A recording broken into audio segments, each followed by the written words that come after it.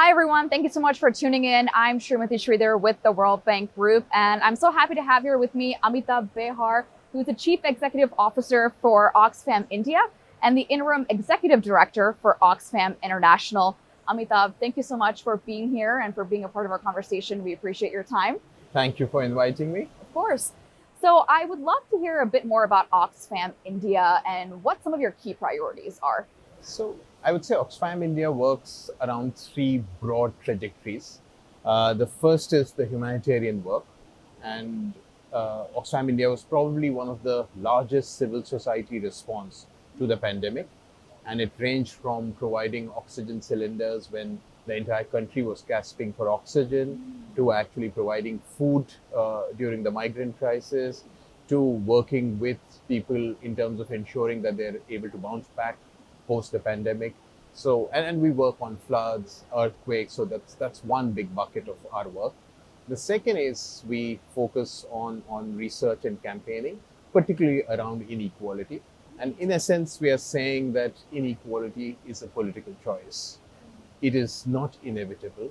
And that's what we bring out every year through our reports in making the public narrative recognize inequality as a fundamental issue in India.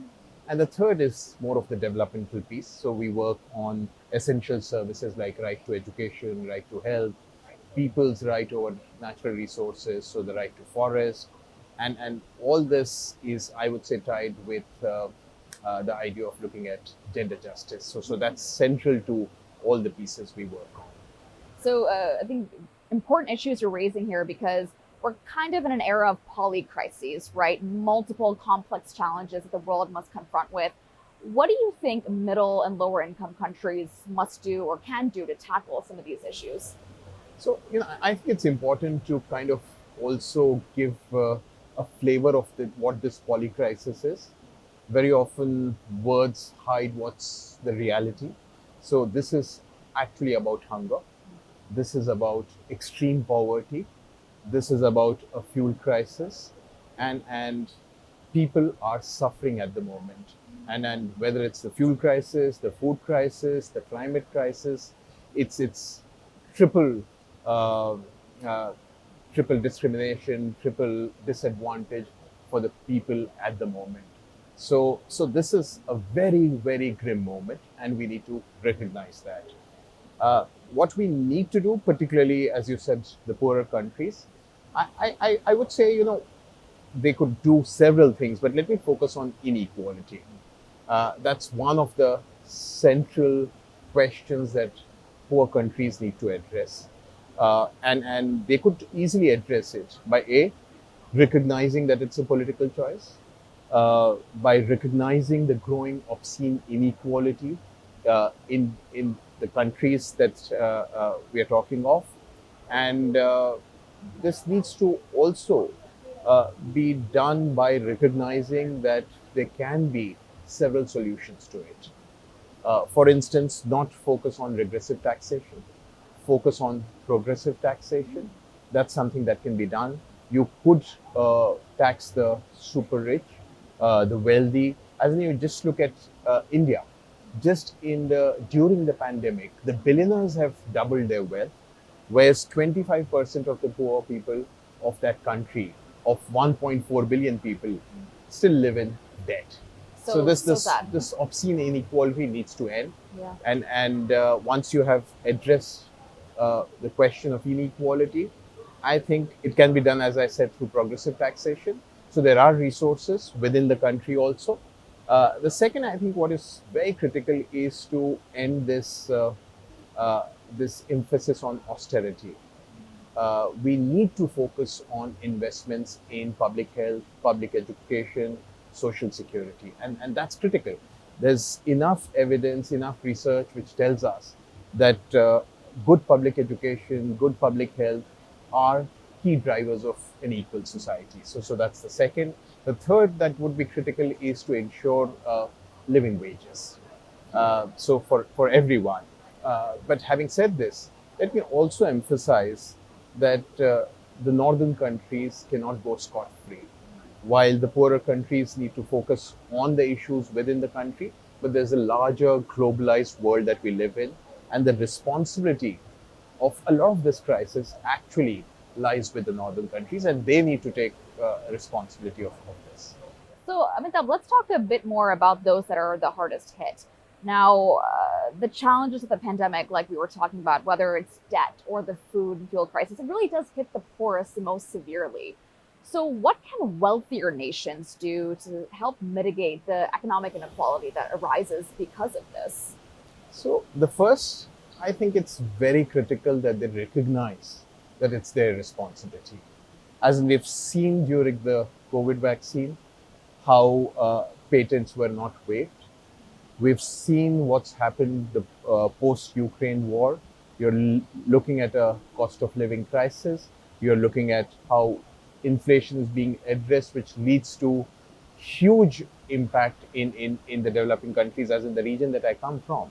Whether you look at Sri Lanka or Pakistan, Pakistan with its floods, Sri Lanka with the internal strife it saw, those countries, those economies are collapsing.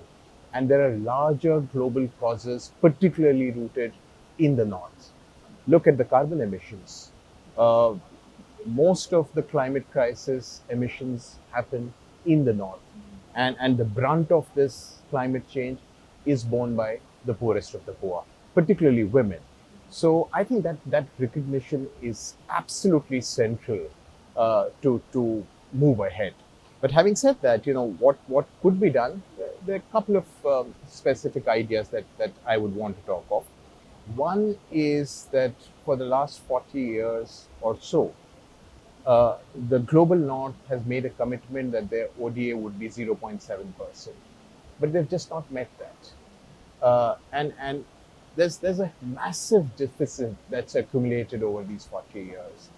Let the northern countries, the developed countries, ensure that they're willing to at least pay what is due to the global community. And that should not be a big ask. We saw during the pandemic how they were able to raise trillions of dollars. We saw during, sadly, the economic meltdown in 2008, trillions of dollars suddenly appearing to save the bankers. But when it comes to the poor, you see that very often the countries say we do not have resources. And this can be done again through taxing the super rich. If you just do, Oxfam has done a calculation where it says just up to 5% of taxes would raise almost $1 trillion in the OECD DAC countries. So that there are ways of doing it. The second, I think, what is critical is, particularly in these times, is of debt cancellation. And if needed, the North needs to borrow more to ensure that there are enough resources for the South to address the questions that we are talking of. So these are few pieces, but again, the recognition that inequality is a political choice, and the global North has a responsibility. That's really fundamental, and I would say we need to really recognize the moment and take some decisive action.